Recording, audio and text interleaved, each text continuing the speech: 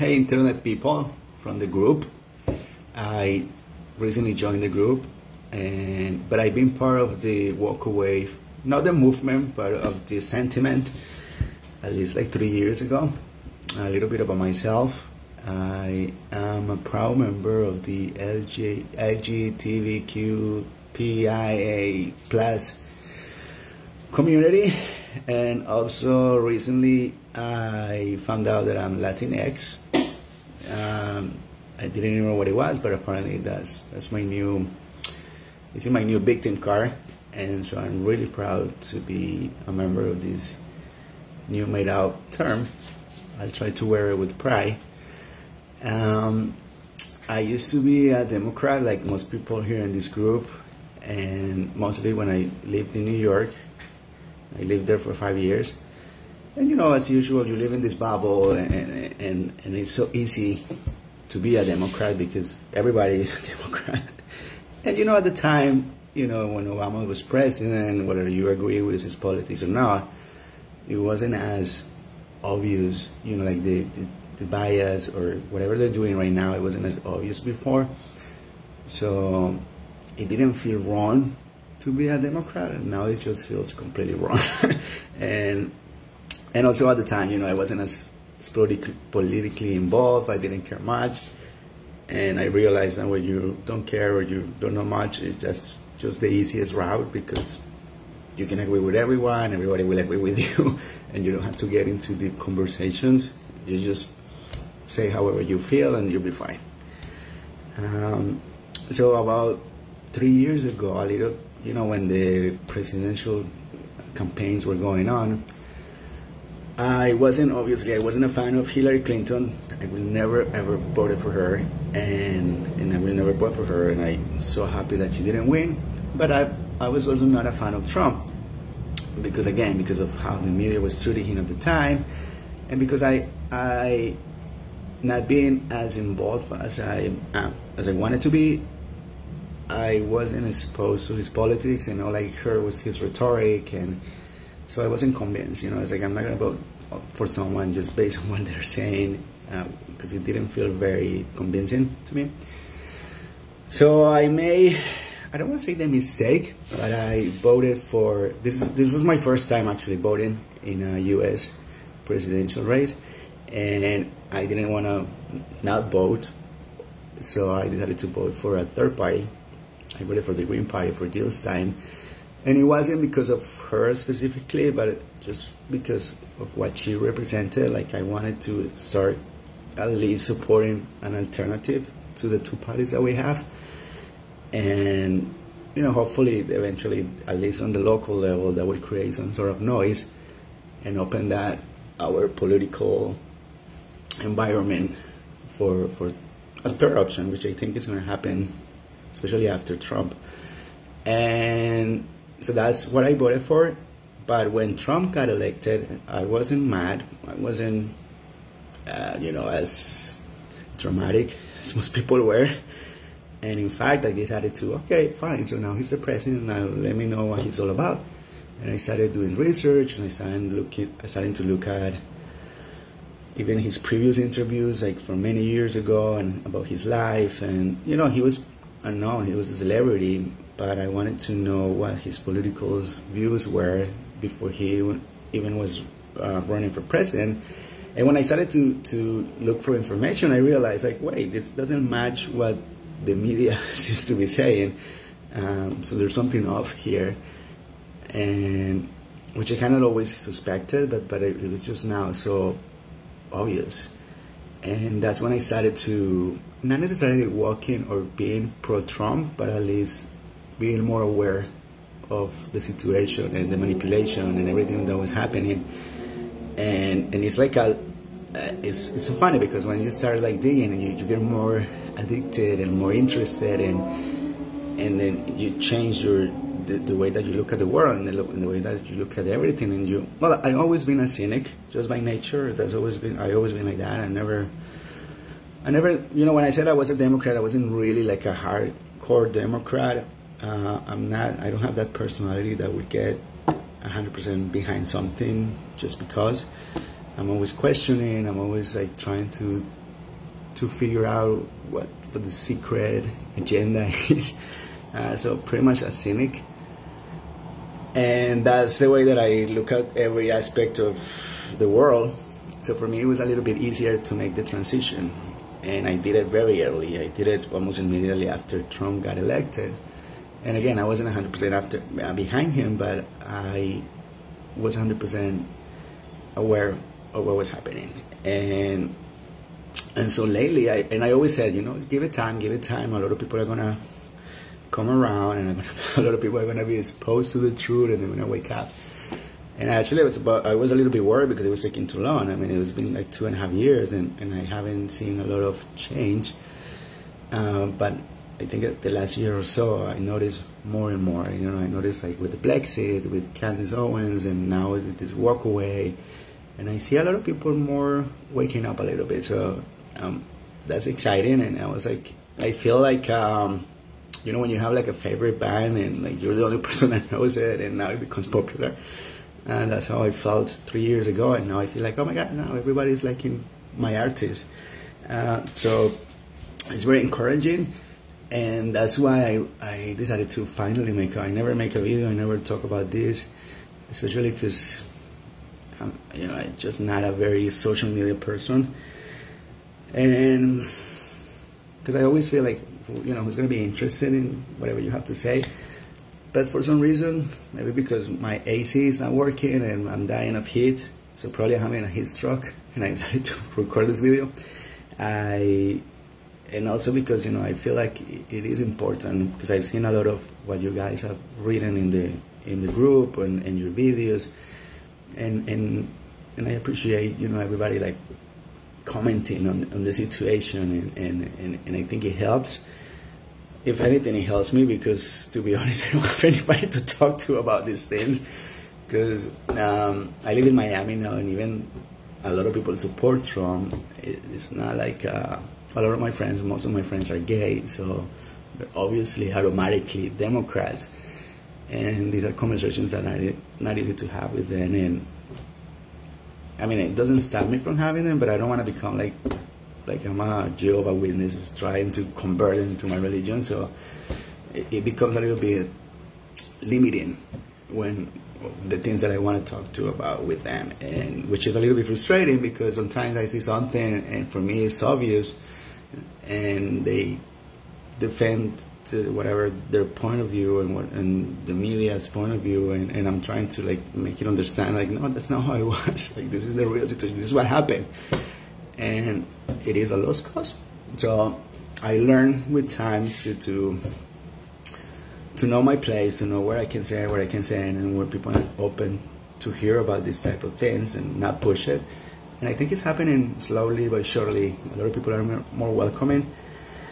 I went back to New York for World Pride, so I met with a lot of my friends from there, and they could not believe. I mean, they're good friends, and fortunately I haven't had like things happen like most people that their friends disown them and they lost friends. I never had that issue. And I think this is part of what I wanted to talk about, is because when you come on strong, when you feel like they know you, if they're truly your friends, they know who you are, they know that you're not a racist, they know that I cannot be homophobic, or I'm not transphobic, or not any of these things.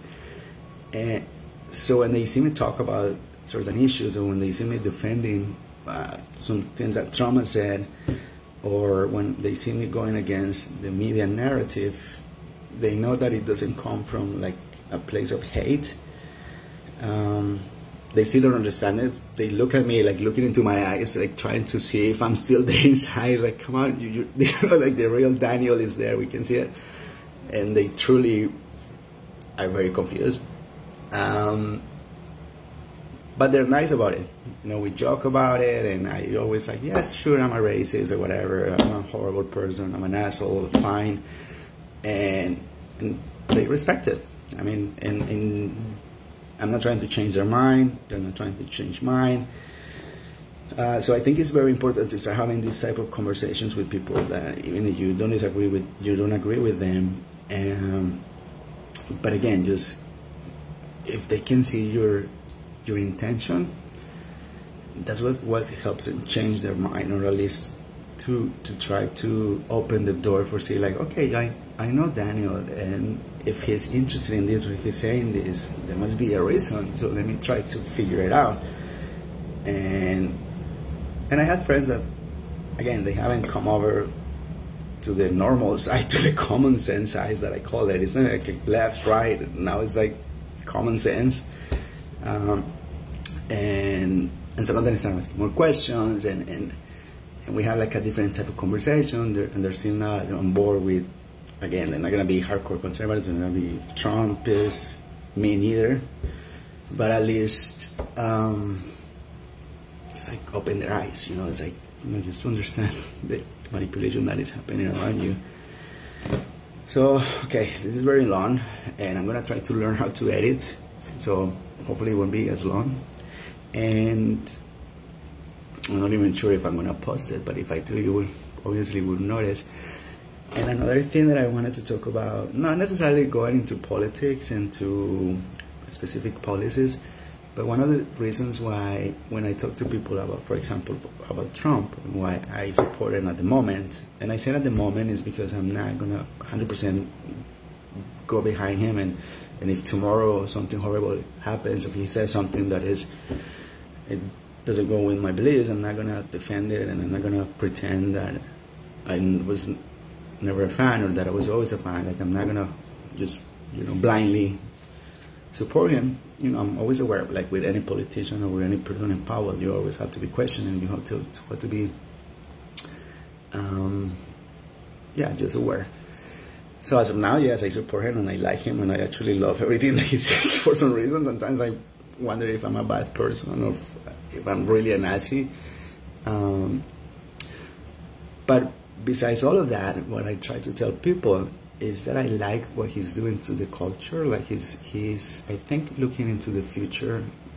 Many years from now, we're gonna look back in 2016 as a pivotal moment in the history of the United States and possibly the world, because I always tell people he's like that, like a break that we needed. You know, everything was going towards one direction, like really, really hard, like to that, and it was going to continue that way if Hillary Clinton was elected. And then comes Trump and stops it and says, okay, you know, we need to stop a little bit. You know, we are in this transitional period.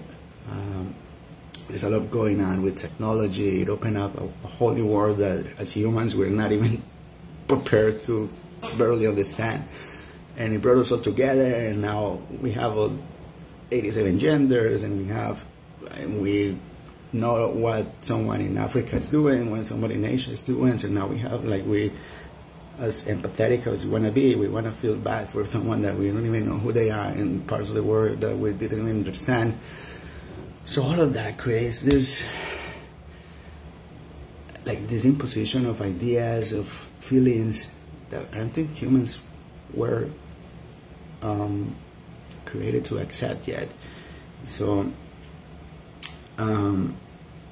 so I think Trump is like a little bit stop in the road, and a disruption that will make us evaluate everything and say, okay, fine, let's see what's going on, let's see how we can move forward, let's see what we can take, let's see what can wait, and not everything has to be happening right now. Not everybody has to be accepted 100%. You know, like, let's try to educate people what's going on and see how they react, right? So I think that's one of the biggest reason why I like what's happening with him, whether I like him or not, or whether you like the politics or not. I think what he's doing, I love what's happening in the culture, in the political establishment. I have a feeling, I was telling my friends that it's like, you know, because I was looking at the Democrat debates, which nobody else, like, everybody's a Democrat and nobody watched the things. They don't even know who the candidates are. And I'm not supposed to be a Democrat, but I'm following everyone. And there's some candidates that I see, like, you know, are not as crazy and that have some potential. But I told them, not to the candidates, but to my friends, it's like, okay, so you have these people, they would be perfect for 2024. And he's like, no, why? We need to get rid of Trump right now. It's like, no, give it another more 4 years. We haven't, he started destroying the system in a way right now. You know, he has to dismantle the Democratic Party as it stands right now, even the Republican Party as it used to be, because I feel like now it's changing and it's bringing a lot of people like more to the center. And I think that's the future of a third party, like you want to call it like a purple party, when the best of both parties will come together. And now we're not gonna have something that is racist. Like if you wanna agree with some fiscal policies, then automatically you're a racist because then you have to agree with everything else, or vice versa. If you wanna care about some social beneficial ideas, doesn't mean that you're like a progressive, a communist. You know, there has to be like a common ground, and I think that's going to be in 2024, we will probably have the best president that we will ever have, other than Trump. And so I always tell them, let's just wait, and be patient and just enjoy the ride. Hopefully, I hope I'm not wrong, and I hope that like in a year, like he becomes the next Hitler, and I will look like a fool. And I will admit it at the time. If something bad happens, I will admit it. I was like, you know what, this is what I thought, this is my opinion today, in 2019, and it could change in 2020 based on what happens. Like, you know, I'm not gonna do what like a lot of Democrats do now, that even if they see the truth, even if they see whatever is going on, then they don't accept it because they don't want to look like fools. You know, after you criticize somebody or even a group of people publicly, how do you take that back and say like, oh, you know what, you were right. I was blind, I was stupid, I wasn't educated enough. It takes a lot of courage to do that, and that's why I understand why a lot of people on the left or Democrats are not doing it. But I feel like it's going to happen eventually, slowly but surely, and hopefully. So yeah, so I think that Trump came the moment that he needed to come, and he's what the country needed, and it's just going to be great after 2024, especially after 2020, because if he gets re-elected, he will pretty much prove that it wasn't just a fluke in the system. It wasn't just people that didn't want to vote for Hillary. It wasn't just people that didn't actually vote, because a big percentage of people didn't go vote. So if in 2020 he gets re-elected, I think it will help people pay a little more attention. It's okay. I think the country is trying to tell us something, so we should listen. Or at least I hope that's the message. That, and especially because moving forward, they're not going to have any platform as, you know, like in the coming elections in 2024, their platform won't be, I'm not Trump, so vote for me. So they actually have to actually try and talk about policies. So I'm excited to see what happens, you know, with the world. I keep watching. I feel like, I mean, I don't want to sound like weird or I don't know how to call it, but like, I feel like I'm always a little bit ahead of the trend, and I saw this 2 years ago, and this is what I'm seeing happening in the future. So thank you guys for creating, whoever, I forgot the name of the guy that created this group, the Walkaway movement. I think it's going to help a lot, especially of gay people. And nothing. Let's see. I don't know. It feels really good to talk. I wish I had some points beforehand or something, like a little bit more organized way of doing this. But this is literally my first time ever recording a video, and I feel very uncomfortable talking to myself in the camera and not knowing if my accent is too strong, if the sound is great. But I just wanted to try it. I feel really liberating, and I'm really gonna try to learn how to edit and just live like certain. You know, when you see those YouTube videos and they do these weird things, I need to learn how to do that. But yes, you know, I'm really looking forward for everybody else's stories, how they walk away, what they think about the world. And I'm more interested, more than in politics, I'm more interested in like the culture and the impact that all of this has in each of us. And I try to look at it from a positive way, even though sometimes it's very frustrating to see things that, like, it's like I don't know how to, like, it's just infuriating when something happens. Like, for example, what happened yesterday with the tweet that Trump, with, you know, telling these congresswomen to go back to their countries, and everybody's saying that it's like super racist, and again, going back to, I literally read the tweet like 10 times with different glasses on, you know, like different perspectives, trying to see the racism in it, trying to see the bad,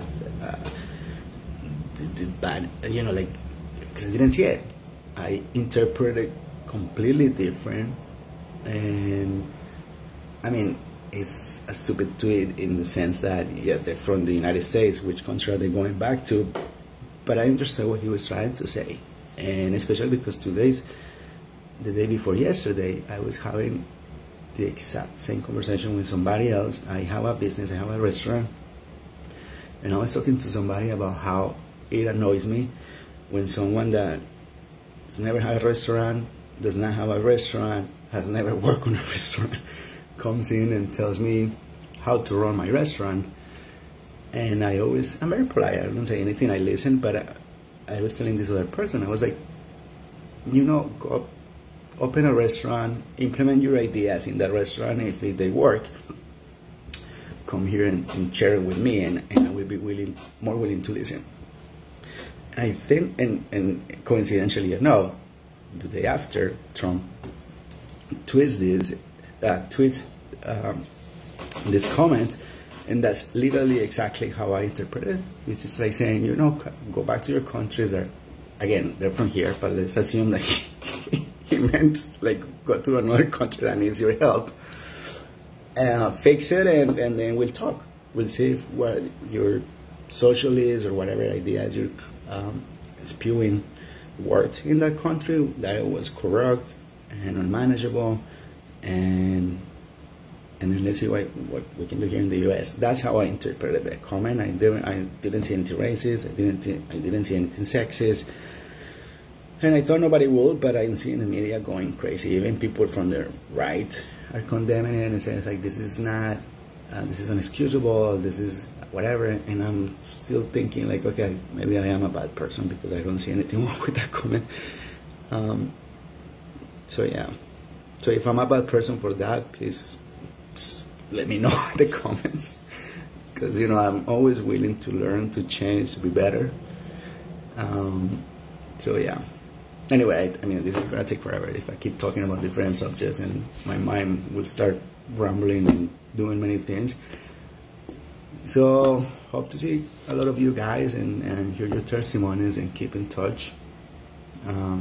Thank you for having me in the group, and let's change minds all together.